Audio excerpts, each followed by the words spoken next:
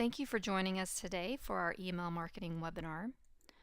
We're going to cover the benefits of the email marketing functionality inside of Salesnet CRM, give you an overview, provide you information on how to create and manage templates, as well as what are your different options for sending emails out of the system. We'll look at how you view analytics after the emails are sent, and also how you manage any recipient issues such as bounces or unsubscribes. So first of all, what are the benefits of using email marketing in Salesnet? We do provide analytics on all emails that are sent, delivereds, opens, anyone who's clicked through a link you've provided, any of the bounces, opt-outs, and of course a spam report. So keep in mind, every email that goes out does have an unsubscribe link at the bottom so that recipients can unsubscribe themselves. Okay. You can save drafts as you're working inside the system and edit them for later usage. Also remember, there's some copy feature. So if I create a draft or I send an email that I particularly like, I can copy those and utilize them for other send-outs. Our enhanced editor allows you to do formatting inside the body, include images, HTML formatting, etc. So we'll look at some of that. Also remember, our email administrators have the ability to look at all emails sent by users in the system. So this can help when you're monitoring usage and just keeping an eye on what's going out of the system. We do have a preview or test option so that you can send the email to yourself to see how it's going to look. And you can also schedule emails. So I don't have to send the email immediately. I can prepare a send out and schedule it for some time in the future. Okay, so before we go into the live system, I just want to give you an overview so you can see how things are laid out. Okay, so you'll notice in our main tab navigation, we have an email tab kind of top right here. And when you go there, you'll see a menu down the left-hand side. Okay, we're calling these out. Our drafts folder is where you'll have all your emails that are in progress. And so these are emails that you've created just manually or not from a template, and emails that you maybe have started from a template that you've created in the system. We have sent items, and this is where you're going to get your analytics. So any emails that have gone out, I can go to the sent items area, which is what's showing here in this screenshot, okay, and click on those and look at all the analytics that have been captured to date.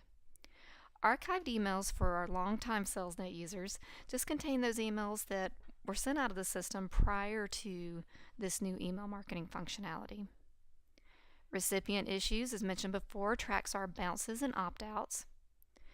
We can create static distribution lists, so you'll see those stored there. And our standardized email templates are stored in the email template folder. Now our final slide before we dive right into the application goes over the two types of emails that are sent out of the system. Okay, one, you can send a standard email. Okay, and this email, when it's received from someone, looks like a standard communication, like you sent from your email client, such as Outlook. So anyone who's in the to recipient box or the copy fields, they will see all the email addresses listed there. And this kind of email does not provide merging or personalization capabilities. Okay, so this is, again, a standard communication. Now, a marketing email, okay, this is an email that we send out that merges data into the body. Okay, so I can personalize that with first name, last name, maybe a company name. I can personalize the footer so that it looks like it comes from the appropriate sender. Okay, in this case, recipients will not see other email addresses listed in the to or the copy field. Okay. And all templates in this case are available for selection. So remember, as we look at setting up our templates, if you set up a template that allows for data merging, that will be considered a marketing template. Okay, if we set up a template with no merging capabilities there, then it would be a standard template. Okay, so we'll go through that as we work inside the system. So now I'm going to pull up Salesnet. Okay, and you'll see I'm in my email tab and I'm showing my sent items here. So the first thing we're going to do is we're just going to navigate through to our email template folder. And what you'll notice is that I have a few subfolders here for newsletter and press releases. If I want to go and take a look at what this body looks like, I can simply click on the name and I get a quick view here. Okay, and you can see this is kind of blocked out and set up like a newsletter that you might send out kind of en masse. And I want to point out that we're subbing in our first name, last name information. So let's say I just want to add a template from scratch.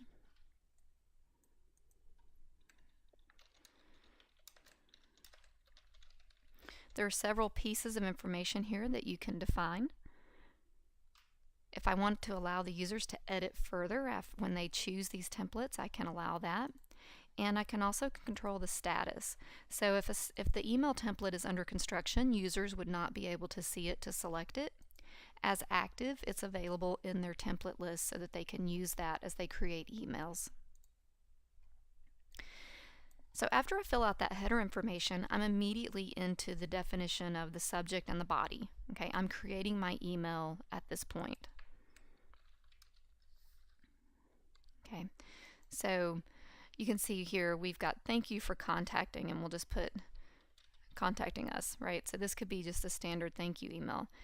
And so I can say hi, and now this is important, how we create our merging functionality.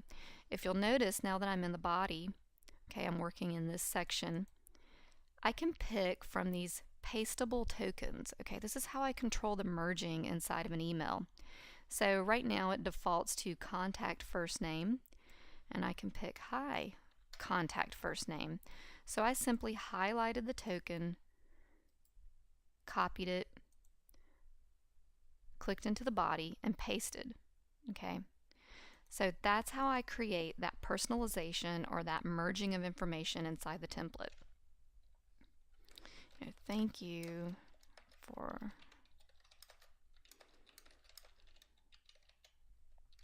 okay. We're just going to do a simple email here, sincerely. And now I can do something. So you'll see here I have lots of different things I can pick from. Okay, so I can pick from, if this were applicable, I could pull in opportunity fields, company fields, and I can even, if we just stay with contact, I can pick from all the contact fields. Okay, so you'll see as we pick from a different record type, I get different fields. So now I'm looking at company fields. Well, let's go back to contact. One of the things you'll see here is we have owner first name. So this would be the first name of the Salesnet user that owns the contact record that receives this email. Okay, this is how we create a personalization from a sending standpoint. So imagine in the case of a mass marketing send out, one person may execute the send out, but they want each email to look like it comes from the correct owner inside of the system. So now I can do this with my personalization. So if Joe owns 100 contacts in the send out, it will have his name in the footer. If Jane owns another 150 contacts in the send out, then it will be personalized with her information so that when the recipient receives it, they know, who it came from and who to contact. Okay, so I just created a very simple email here. So while we're here, let's look at some of the other advanced things that I can do inside the editor. Okay, first of all, as I complete my editor, maybe I want to put in a company phone number. Maybe I want to put in the company website. And I want that hyperlinked. Okay, so I just typed in the website that I wanted, or the text that I wanted to display. I'm going to highlight it now, and I'm going to go to the insert link icon. And so at the top part, I define the URL. The text is here, and the target really here is not important. You can just leave it set to none. And I'll say OK. Now you can see here that it's hyperlinked. The next thing I might do is embed an image. Okay, the important thing to remember here, and we're going to do an image and an attachment, is that you must upload your images and your attachments into the document library first. Okay, for an overview on document library functionality, you can watch that training video. But the important thing to remember is it must be in the Salesnet document library first, okay, in order for the system to include it in the email. Okay, so I'm going to now, to embed my image, I'm going to click on the Insert Image icon. Okay, and you can see here, it brings back a list of all the available images for me. I'm going to pick the Salesnet demo logo. In this case, it's a nice big logo. Okay, so I've just embedded my image. Now, what if I want to include an attachment? What if I'm providing them some collateral information on something they were particularly interested in? I can now click the Manage Attachment link. And again, I get to look through everything in my document library. In this case, I'm not getting a filtered view of just images. I'm getting the ability to look at all available documents so that I can use them in my email. So now let's say I want to include the Salesnet brochure. Okay, so I'm going to click on it. You can see it's highlighted. I'm going to click on it again and drag it to the attachment box. Okay, I can drag multiple here. And I can also select and choose to remove an item. Okay, as soon as I am finished here and I can browse through my other folders, I just click my Attach button and you'll see I have an attachment on this email template. Now I simply save, and here's my webinar test template.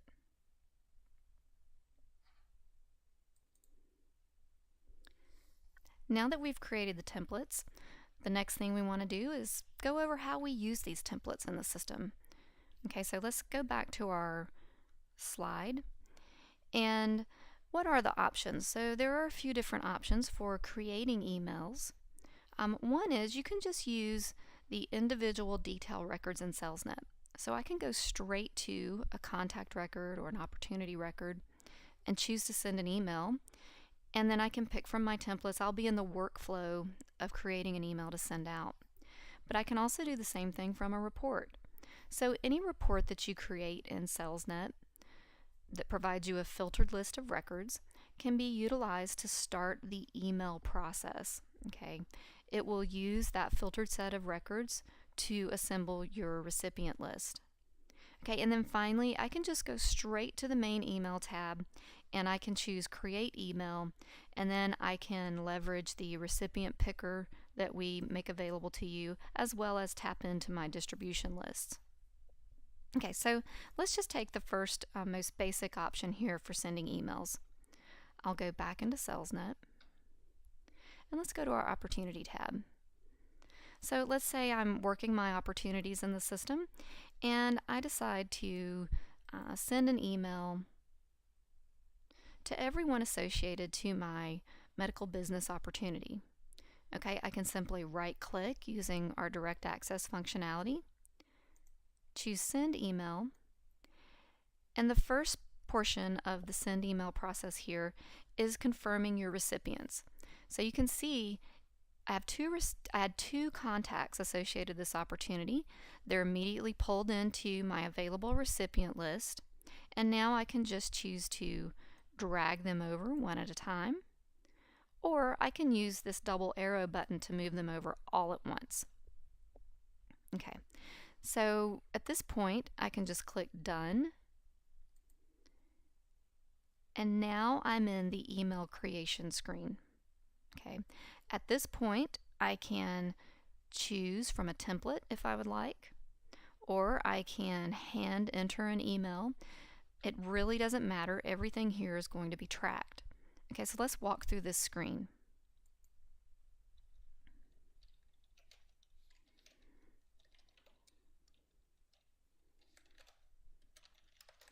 So in keeping with our demo or our demonstration so far, I'm going to use the template that I just created. Here, I'm going to name my email, the webinar follow-up thank you. Okay, now remember when we talked about standard and marketing emails, this is where this comes into play. So I have to define or state what this email type is. You can see here, if I leave it as standard, when I open up my templates, you're going to see these are all grayed out. I have one here that's available. But the reason, remember, that these are grayed out is because they include mergeable fields, those pasteable tokens. So all of these items here are meant to be personalized.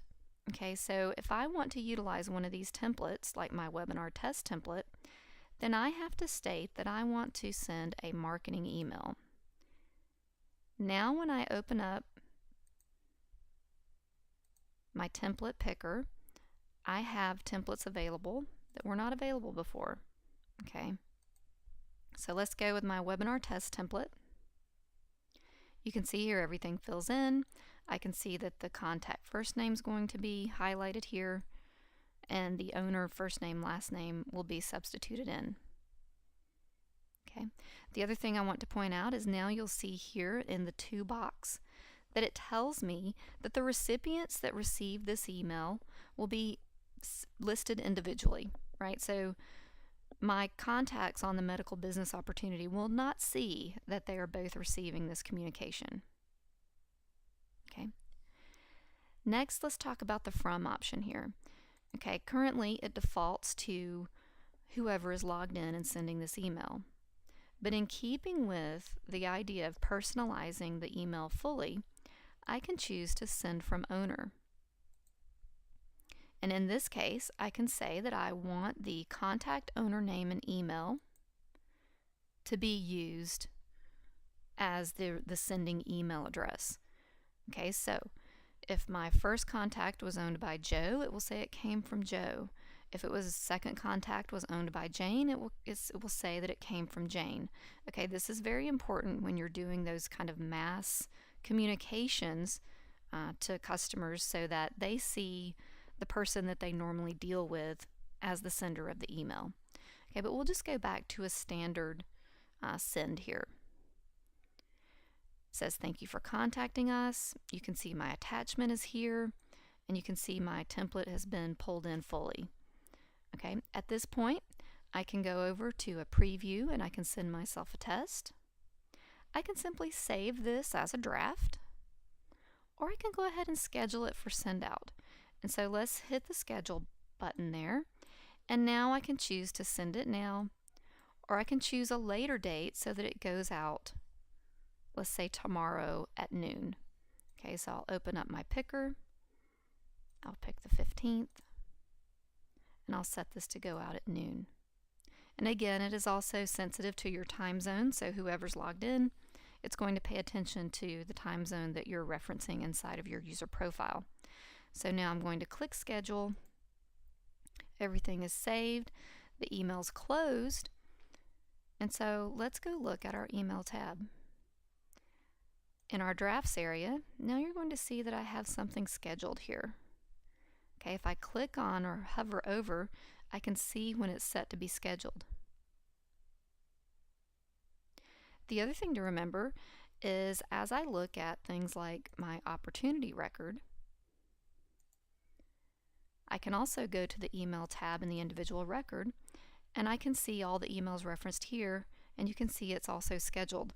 After this email is sent, it will show a sent status, and I would be able to click through and get the statistics on that email from the individual record. So very important. Not only do I see things from the email tab, but I also see them from the detailed records inside the system. Okay, so now I've scheduled up a send out, but let's say, I want to go and view analytics on any of the emails that I've sent in the past. Okay, if I want to do that, let's quickly pop back to our slide deck and just look at the overview for how we can view the analytics. So once we click on a sent email, you'll receive a page that looks like this. You have summary information at the top, and this gives you the unique statistics. So if I've sent 9 emails, I can see that 100% were delivered, 3 were opened. Now if I look through my opens, I can see I have 1 recipient that opened it multiple times. So I'm not counting all 8 of these opens into my unique statistics. I'm counting individual recipients here. Okay, and each of these hyperlink numbers I can click to get detail.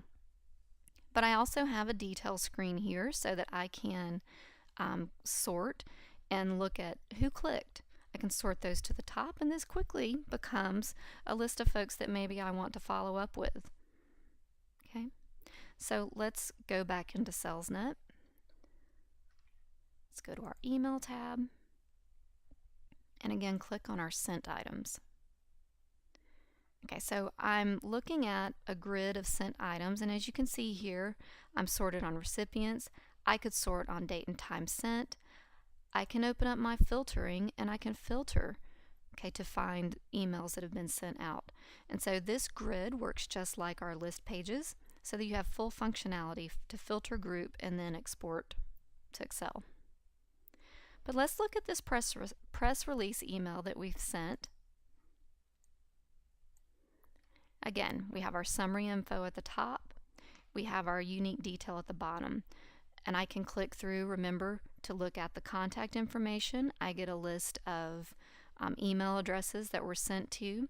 If I want that very detailed sent information, I can click on the link here.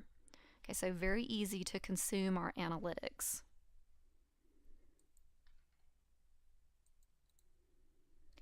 And finally, let's talk about managing our recipient issues. Again, I'm just going to pop back over to the slide deck so that we can look at an overview with some callouts here. So when we look at the recipient issues folder, okay, we have an excluded and an unsubscribed area.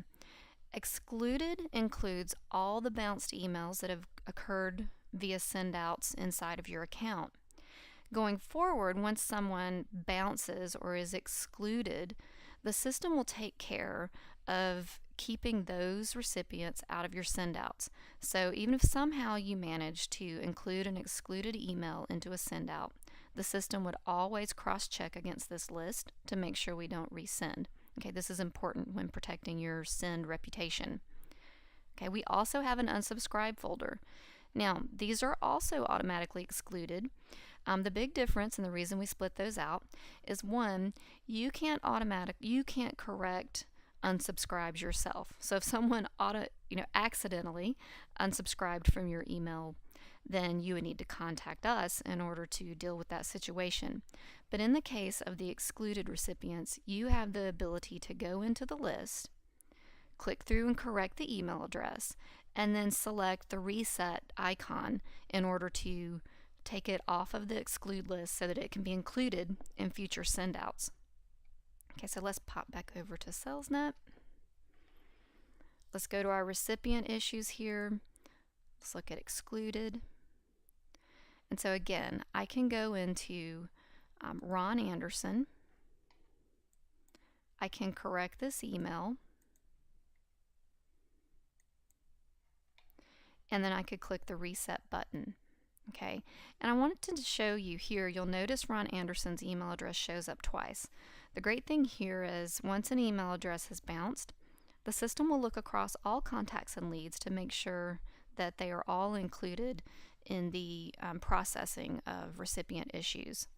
Okay, so you would need to clear both of these records, okay, in order to get them out of the excluded list.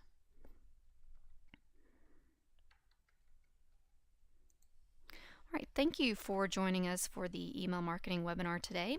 If you have any further questions, you can contact webinar@salesnet.com, and of course, go through our help desk and contact support as needed. Thank you and have a great day.